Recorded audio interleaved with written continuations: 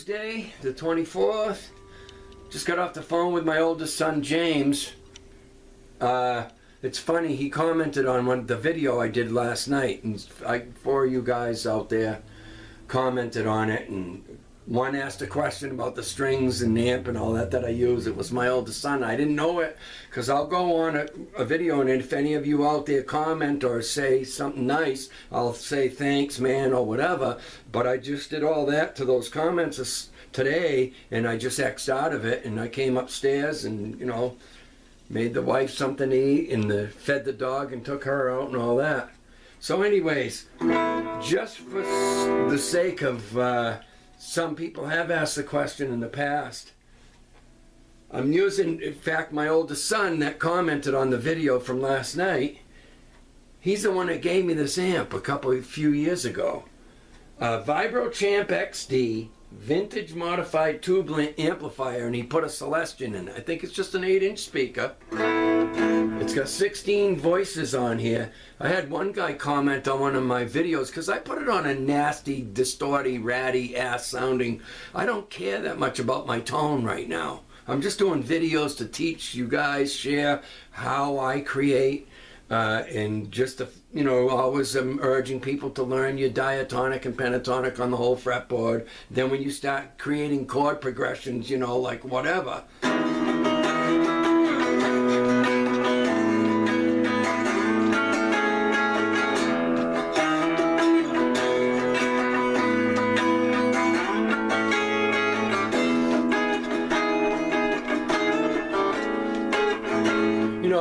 Just create anything. When I start creating something, whatever it may be,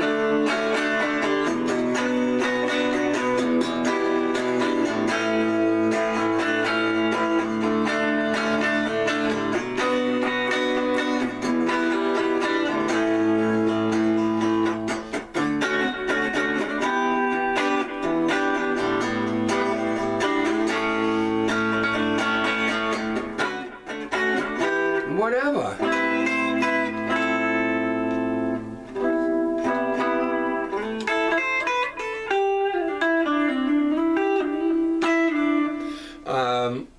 Whenever I create a chord progression, the beautiful thing about having taught myself the 7-scale position to diatonic, which have a modal name, the 7 modes, this is basic stuff. It's not, because you can go in beyond that, and you learn enough of the rules and all, and then you want to break them and put something interesting in there, and you can. If it's, Ingve said, if it sounds good, it is good. Doesn't matter. In the pentatonic and all that. So once I create a chord progression, then I can look at that progression and, you know, what I've taught many times in my videos is your basic theory. Any key, if you were to take A major, and it's the same if I did it in G, F, C sharp, E, it doesn't matter. It's the same principle. Your basic theory, chord-wise and scale-wise and all that, is just simply a major, and then the second note up in your do, re, mi. I'm just randomly picking A major. The second note is a B. Well, the chord in theory would be a B minor or a B minor 7. Listen. And the last one's a diminished. That's your basic chord theory. So if I got any progression I come up with, then I got to determine what key that's from. Then I can go find melodies and phrases and all that real easy from learning that. Like this thing I stole from Billy Corgan. It's just from 1979. I was watching one of his podcasts, Billy Corgan and the Magnificent Others, and I never really listened to Smashing Pumpkins. I mean, I'm from the 70s era. I'll be 72 in July, but I had heard of the song so I started going and listening to some of his songs. I'm like, wow, really, really a freaking great band and everything. But I loved that right away. And when I heard it, I knew what it was. Just when I put it on, I could hear it. Now, his song isn't the way I'm using it. I'm going to use things in the way I want to hear it and how I want it to progress. So this has got nothing to do with his song, except I just heard that. But having learned the theory, I recognize him. Oh, that's major 7 to root to, 5 to 4, whatever. And there's all kinds of other voicings you can use for a chord too. So that's in E major, at least what I'm doing with it.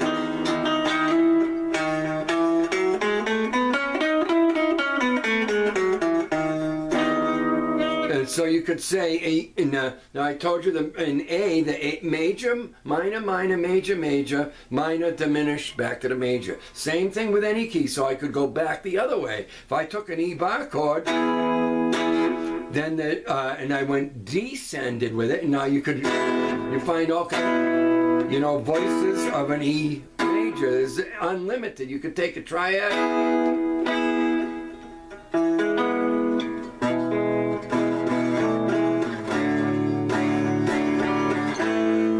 That's how I get all my ideas, is just taking the basic theory and going, I wonder what this chord would sound with it. But if you took the E major this way, then take a piece of a diminished, or an E flat diminished, we're just going to go back. And then I start going. So I'm just going down the major scale in E, chord scale, and whoops, E major,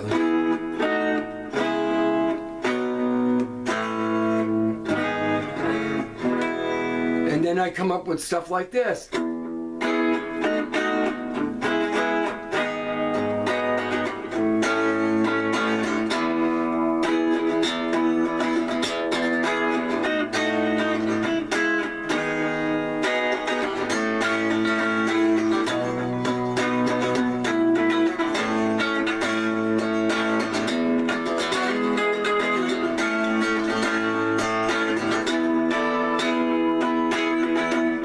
Whatever.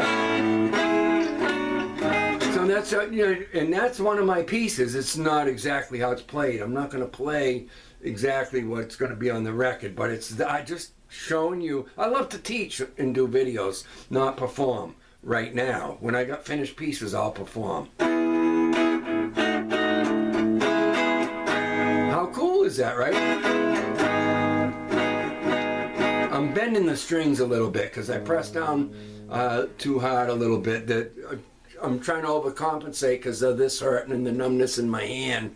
That's what's going on with that. So even in a major 7s I've been addicted to. I'm going to have 2 albums are going to be, one's going to be light jazz, one's easy listening, just pretty stuff, even though some of them will have a minor flavor to them, but it's still going to be pretty.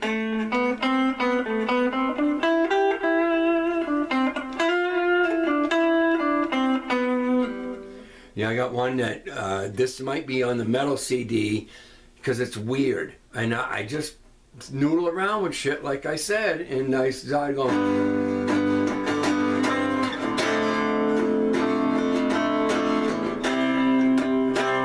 No, I gotta remember. I remember this. It started out like this. That's why it's on cassette.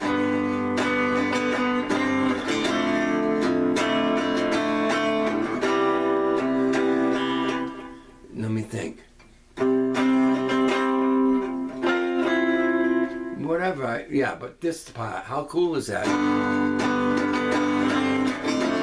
It'll drive people nuts if they don't see how it's played. They go, what kind of tuning is he in? It's just standard tuning.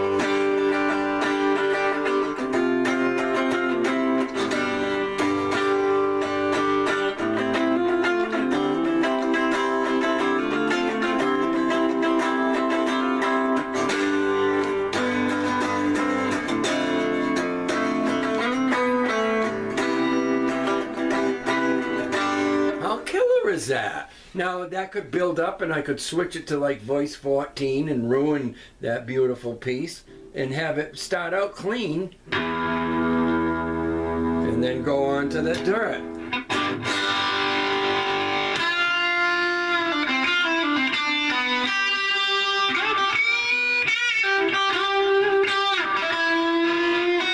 What?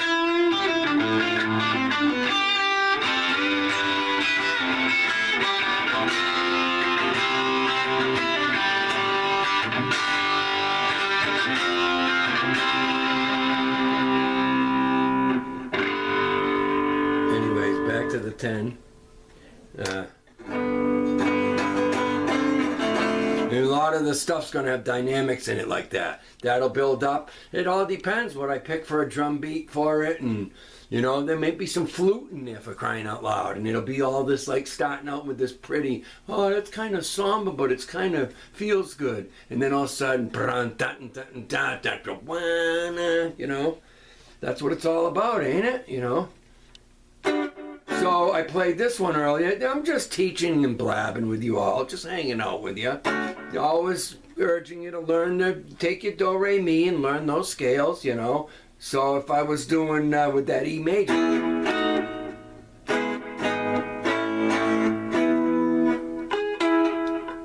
Where am I?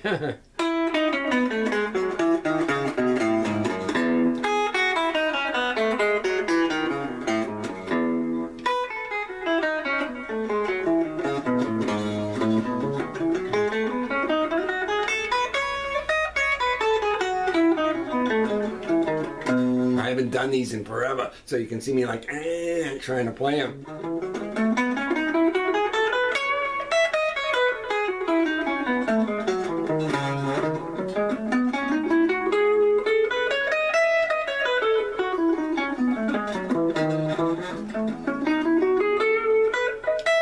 You know, learn that, all that, and in each one of them notes, I'm E major now.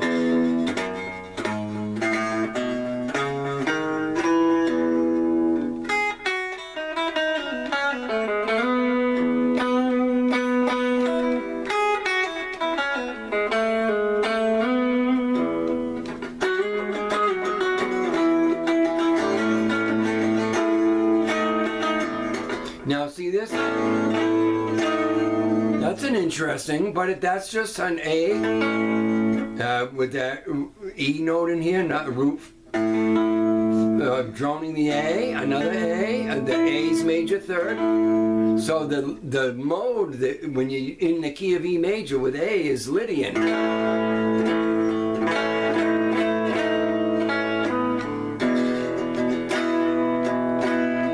So it's a, and you know, there's so many things in it.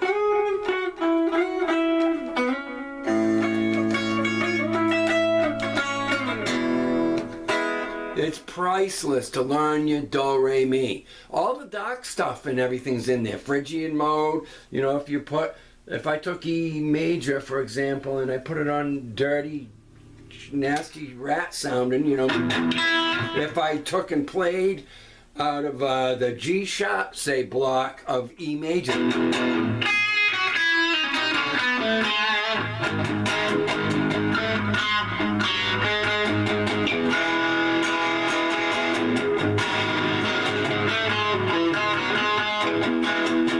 See, I'm making something up right away, but just, you know.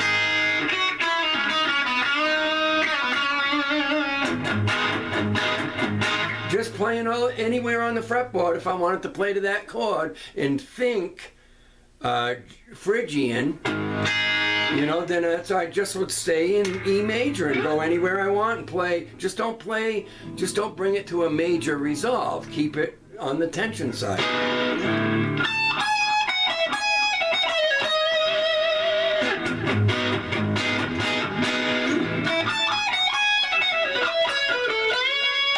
Now that was a mistake right there. I see I put a happy, but you could intentionally put a happy feel. It's about feel, but when you learn your do, re, mi everywhere and you practice the scales and then listen, this is Ionian, starting with the Do, then it's Dorian, then it's Phrygian, Lydian, Mixolydian, and all 7 modes are in every block. If I went...